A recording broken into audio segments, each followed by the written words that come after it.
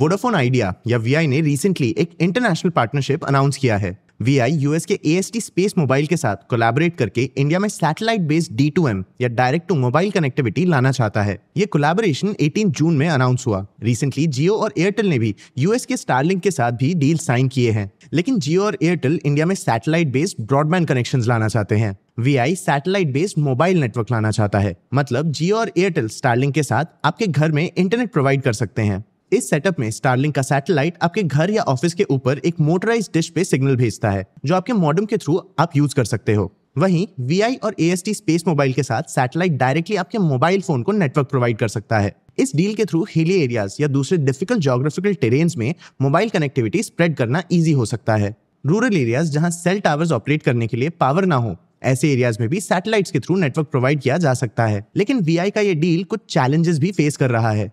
लेकिन ये satellite based D2M network है क्या? इससे इंडियन टेलीकॉम इंडस्ट्री के कस्टमर्स पे क्या इंपैक्ट पड़ सकता है? वीआई इस डील में कौन से चैलेंजेस फेस कर सकता है? वीआई के करंट ऑपरेशंस का कंडीशन क्या है? आज के इस वीडियो में हम इन क्वेश्चंस को आंसर करेंगे। सबसे पहले हम वीआई एएसटी के सैटेलाइट बेस्ड D2M नेटवर्क के बारे में समझेंगे। फिर हम इस डील के इंपैक्ट को समझेंगे। एंड में हम इस डील से रिलेटेड कुछ चैलेंजेस भी देखेंगे। चलिए शुरू करते हैं।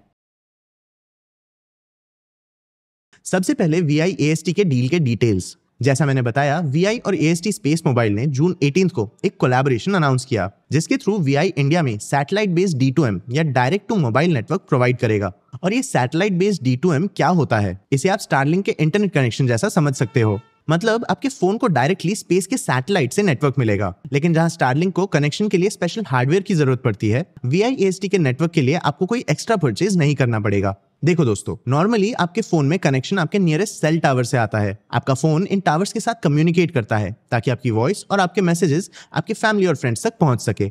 अब नॉर्मल केसेस में आप इन सेल टावर्स के रेंज में ही होते हो और आपको स्टेबल कनेक्शन मिल जाता है। लेकिन कुछ ऐसे लोकेशंस होते हैं जहां सेल टावर्स एस्टैब्लिश करना मुश्किल होता है, जैसे हिली एरियाज या विलेजेस जहां इलेक्ट्रिफिकेशन नहीं हो। ऐसे केसेस में आपके लिए नेटवर्क मिलना मुश्किल हो सकता है। सेल टावर्स के थ्रू मिलने वाले नेटवर्क को टेरेस्ट्रियल नेटवर्क भी कहा जाता है। जिन एरियाज में टेरेस्ट्रियल नेटवर्क नहीं मिलता, उन एरियाज में सैटेलाइट नेटवर्क यूज होता है। लेकिन सैटेलाइट नेटवर्क यूज करने के लिए स्पेशल सैटेलाइट फोन्स की जरूरत पड़ती है। ये बहुत बल्की होते हैं और आपके और मेरे जैसे कस्टमर्स के लिए इनका यूज ज्यादा नहीं होता। लेकिन वीआई एएसटी का कोलैबोरेशन इस सैटेलाइट नेटवर्क के थ्रू स्मार्टफोन्स को कनेक्ट करना चाहता है। इसके लिए एएसटी वीआई का एग्जिस्टिंग स्पेक्ट्रम का यूज करेगा।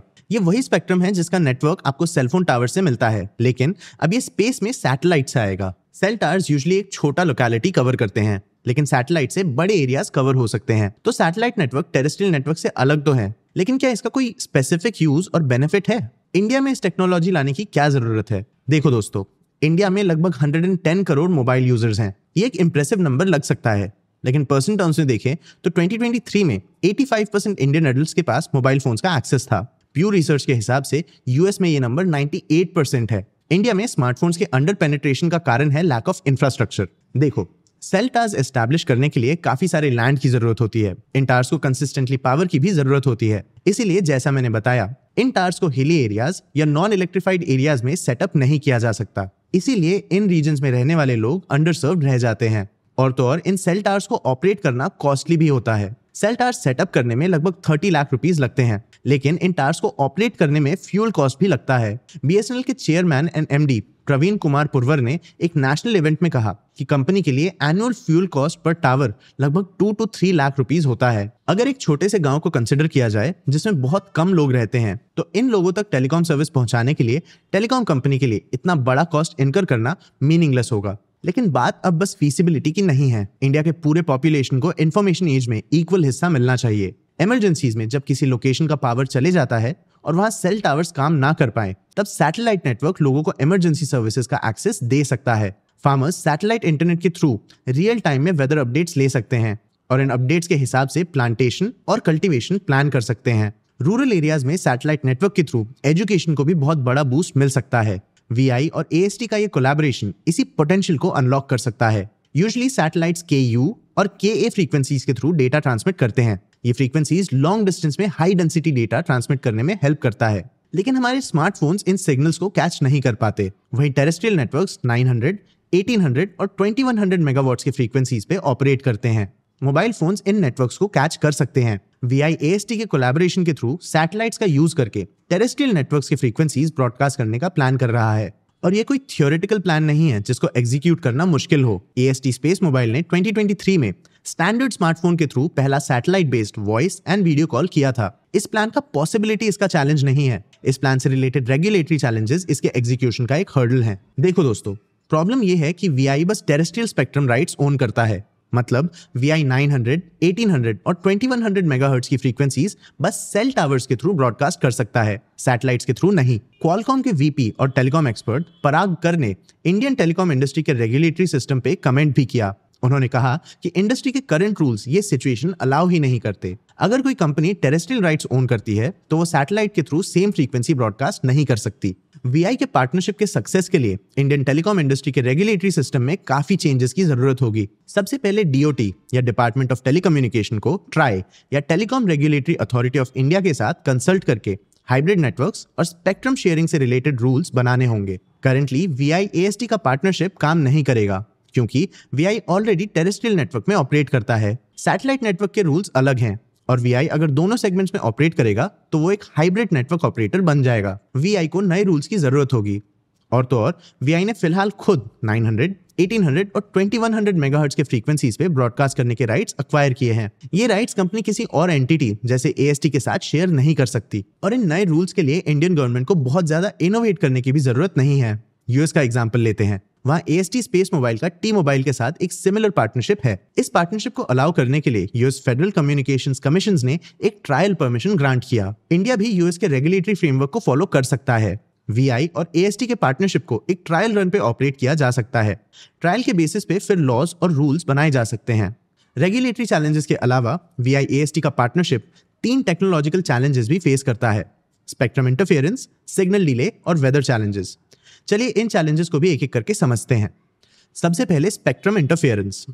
मान लेते हैं कि VI AST का पार्टनरशिप इंडियन गवर्नमेंट अलाउ कर देती है, लेकिन इंडिया में स्पेक्ट्रम ऑक्शन सर्कल बेसिस पे होता है। मतलब ऐसा हो सकता है कि VI को महाराष्ट्र में 900 मेगावाट का फ्रीक्वेंसी ब्रॉडकास्ट करने का राइट मिल जाए, लेकिन गुजरात में सेम फ्रीक्वेंसी ब्रॉडकास्ट करने के लिए जियो को राइट्स मिले। अब टेरेस्ट्रियल नेटवर्क में सेल टावर्स के थ्रू दोनों कंपनीज अपने सिग्नल्स की रेंज कंट्रोल कर सकते हैं, लेकिन सैटेलाइट नेटवर्क एक बार में एक बड़े एरिया में सिग्नल ब्रॉडकास्ट करता है। ऐसे में VI का महाराष्ट्र का सिग्नल जियो के गुजरात के सेम फ्रीक्वेंसी के सिग्नल के साथ इंटरफियर कर सकता है।